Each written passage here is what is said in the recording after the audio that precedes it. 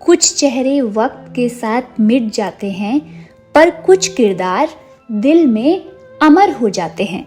वो भीड़ में नहीं दिखते, पर जब याद आते हैं तो आंखें नम कर जाते हैं।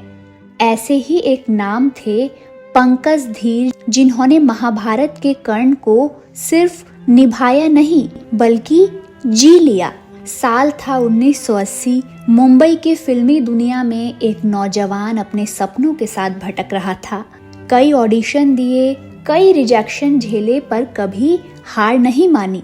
पंकज धीर ने कहा था, मैंने खुद से ये वादा किया था कि अगर जिंदगी में मुझे मौका मिला तो मैं एक ऐसा किरदार जरूर निभाऊंगा जिसे लोग कभी भूल न पाएं। उन्हें नहीं पता था कि किस्मत उनके लिए कर्ण का तीर बना रही है, जो एक दिन सीधे दर्शकों के दिलों में उतर जाएगा। बी.आर. चोपड़ा की महाभारत के लिए सैकड़ों कलाकारों का ऑडिशन हुआ। कई कलाकार आए गए, पर चोपड़ा साहब को वो चेहरा नहीं मिला जो कर्ण के दर्द को महसूस कर सके। फिर एक दिन ऑडिशन रूम में आए पंकज धीर।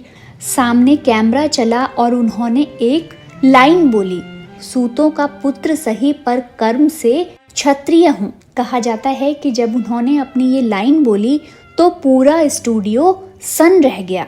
कर्ण का दर्द, उसकी गरिमा, उसका मौन, सब कुछ पंकज धीर की आंखों से झलकता था। वो सिर्फ डायलॉग नहीं बोलते थे, बल्कि हर शब्द को जीते थे।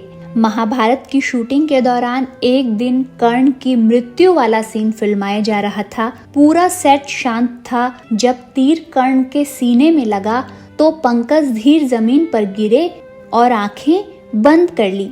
शूट खत्म हुआ, सब लोग तालियां बजाने लगे। डायरेक्टर ने कट कह दिया, लाइट्स बंद हो गई, पर पंकज धीर उठे नहीं। हर कोई पूछने लगा, क्या हुआ, सब ठीक तो है?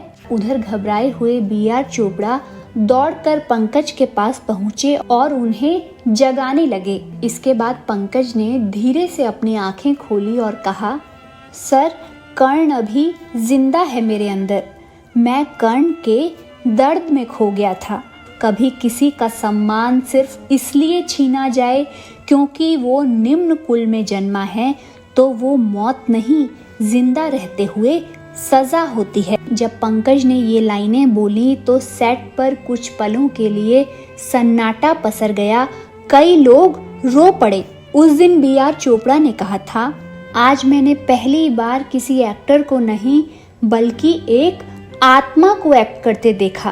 पंकज धीर सिर्फ अभिनय नहीं कर रहे थे, बल्कि वो कर्ण बन चुके थे। कर्ण की तरह असल जिंदगी में भी पंकज धीर विनम्र और मददगार इंसान रहे। कई नए कलाकारों को उन्होंने सिखाया कि एक्टिंग सिर्फ चेहरा नहीं, एहसास होती है। महाभारत से परे पंकज धीर ने तहलका से लेकर सौगंध, बादशाह, सोल्जर और सनम बेवफा जैसी कई फिल्मों में भी काम किया, लेकिन लोग आज भी उन्हें कर्ण के नाम से याद करते हैं। उन्होंने कहा था, कर्ण ने मुझे सिखाया कि सम्मान और सत्य के लिए अकेले खड़ा रहना ही सबसे बड़ा साहस है। वो चेहरों पर नहीं, दिलों में बसते हैं, जो किरदारों को अपनी आत्मा दे देते हैं।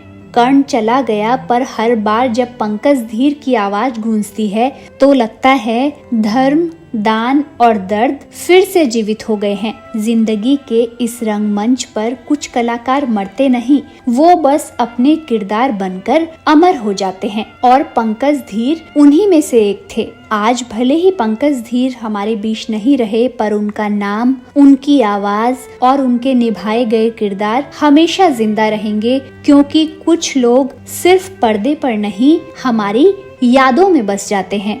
वो रुखसत हुए तो लगा जैसे एक युग का अंत हो गया, मगर पर्दे पर उनका चेहरा देखो तो लगता है वो आज भी यहीं कहीं हैं। पंकज धीर, वो नाम जो कर्ण बनकर अमर हो गया। रहें यादों में, रहें दुआओं में।